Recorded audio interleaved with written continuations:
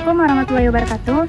Perkenalkan, nama saya Citra Doktarian dengan NIM 23031043. Saya dari mahasiswa Universitas Markusala, Fakultas Pertanian, Prodi Agroekoteknologi, jurusan Budidaya Pertanian, kelas IT 5. Di sini saya akan membuat tugas pada mata kuliah Kultur Jaringan dengan dosen pengampu Bapak Lukman SPMSI.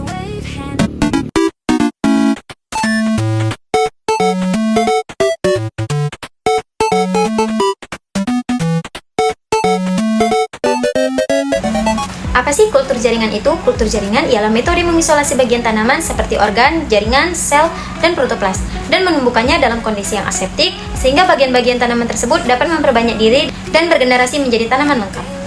Kalian sudah tahu belum sih apa saja kelebihan dan kekurangan pada kultur jaringan? Adapun kelebihan pada kultur jaringan yaitu yang pertama, perbanyakannya cepat dan skala besar. Teknik ini memungkinkan perbanyakan tanaman dalam jumlah besar dalam waktu yang singkat, sehingga dapat mengatasi keterbatasan musim tanam. Yang kedua, ada kontinuitas pasokan, di mana ketersediaan bibit tidak tergantung pada musim, sehingga dapat dilakukan sepanjang tahun. Yang ketiga, ada bibit seragam dan sehat. Bibit yang dihasilkan memiliki tingkat keseragaman tinggi dan bebas dari penyakit, karena proses dilakukan di lingkungan yang terkontrol. Selain kelebihan yang saya sebutkan tadi, ada pula kekurangan dari kultur jaringan, yaitu yang pertama, biayanya tinggi, membutuhkan investasi awal yang besar untuk peralatan, bahan kimia, dan laboratorium yang steril. Selanjutnya, ada rentan kontaminasi. Kultur jaringan ini sangat rentan sekali terhadap kontaminasi. Lingkungan steril, kultur jaringan rentan terhadap kontaminasi mikroba yang dapat menggagalkan proses. Selanjutnya ada adaptasi lingkungan. Tanaman hasil kultur jaringan yang berukuran kecil dan tumbuh dalam lingkungan steril memerlukan proses adaptasi sebelum ditanam di lapangan. Pembuatan planter itu ada pun beberapa cara yang harus dilakukan, yaitu yang pertama, pemilihan dan persiapan eksplan. Pilih bagian tanaman yang akan dikultur, misalnya tunas, daun, akar, atau meristem. Kemudian, cuci eksplan dengan air mengalir untuk menghilangkan kotoran yang ada. Selanjutnya yang kedua itu ada sterilisasi eksplan, di mana kita dapat merendam eksplan dalam larutan steril, misalnya alkohol 70%, kemudian larutan klorin atau NaOCl 10-20% selama beberapa menit. Kemudian, bilas beberapa kali dengan air steril seperti Aquades untuk menghilangkan sisa bahan kimia.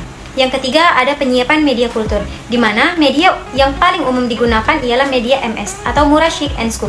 Tambahkan zat pengatur tumbuh seperti auksin dan sitokinin. Selanjutnya, pH media biasanya disesuaikan di kisaran 5,6 sampai 5,8.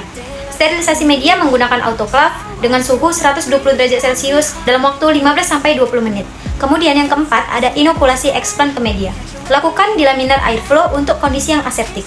Potong eksplan, sesuaikan ukuran dan tanamkan ke media kultur.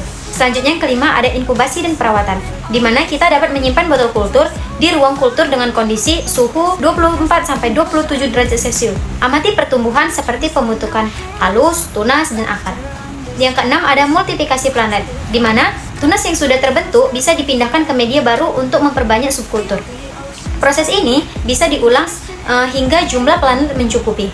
Selanjutnya yang ketujuh itu ada aklimatisasi, di mana tahap ini merupakan tahap yang paling penting. Planet yang sudah lengkap atau tunas dan akar dipindahkan ke media tanah steril, misalnya campuran kokopet dan tanah. Disimpan di rumah kaca dengan kelembaban tinggi, bertahap disesuaikan ke kondisi luar. Yang ke-8 ada penanaman di lahan. Setelah kuat dan beradaptasi, planet siap dipindahkan ke lapangan atau pot secara permanen. Halo semuanya, kali ini saya akan membahas sebuah jurnal ilmiah berjudul Pertumbuhan Tanaman Nanas pada Berbagai Konsentrasi IBA Secara In Vitro yang ditulis oleh Zernieni dan Siti Munawwarah dari Sekolah Tinggi Ilmu Pertanian Stiper Amintai. Penelitian ini diterbitkan dalam Rawa Science Journal Science Stiper Amintai Desember 2014. Topik ini sangat menarik karena berkaitan dengan teknik kultur jaringan, sebuah metode penting untuk memperbanyak tanaman secara cepat dan dalam jumlah besar, terutama untuk tanaman tropis seperti nanas. Buah nanas merupakan salah satu komunitas hortikultura yang sangat disukai oleh masyarakat Kabupaten Hulu Sungai Utara, Kalimantan Selatan. Hal ini tercermin dari permintaan buah nanas di Kabupaten Hulu Sungai Utara terus meningkat dari tahun ke tahun. Namun, produksi lokal masih belum mencukupi. Salah satu penyebab utamanya adalah keterbatasan bibit unggul dan keterbatasan lahan. Untuk mengatasi masalah ini, para peneliti mencoba menggunakan teknik perbanyakan secara in vitro, atau yang dikenal juga sebagai kultur jaringan. Salah satu faktor penting dalam kultur jaringan adalah zat pengatur tumbuh, khususnya IBA, yang berperan dalam pembentukan akar pada tanaman. Tujuan utama penelitian ini adalah untuk mengetahui bagaimana sih respon pertumbuhan nanas terhadap berbagai konsentrasi IBA dan juga untuk menentukan konsentrasi IBA terbaik untuk pertumbuhan nanas secara in vitro. Penelitian dilakukan selama bulan Maret hingga Juni 2014 dalam laboratorium kultur jaringan Stiper Amuintai. Desain yang digunakan adalah rancangan acak lengkap atau RAL dengan satu faktor yaitu konsentrasi IBA dalam 5 taraf. I1 1,5 ppm, I2 2 ppm, I3 2,5 ppm, I4 3 ppm, dan I5 3,5 ppm. Setiap perlakuan diulang 4 kali dan setiap unit ulangannya terdiri dari 4 eksplan, yaitu bagian dari mahkota nanas. Variabel yang diamati meliputi persentase tumbuh, persentase eksplan bertunas, persentase eksplan berakar, jumlah akar, dan jumlah daun. Sayangnya, hasil penelitian tidak dapat dianalisis secara statistik, dikarenakan tingginya tingkat kegagalan eksplan akibat kontaminasi jamur dan bakteri. Dapat kita lihat dari persentase tumbuhnya.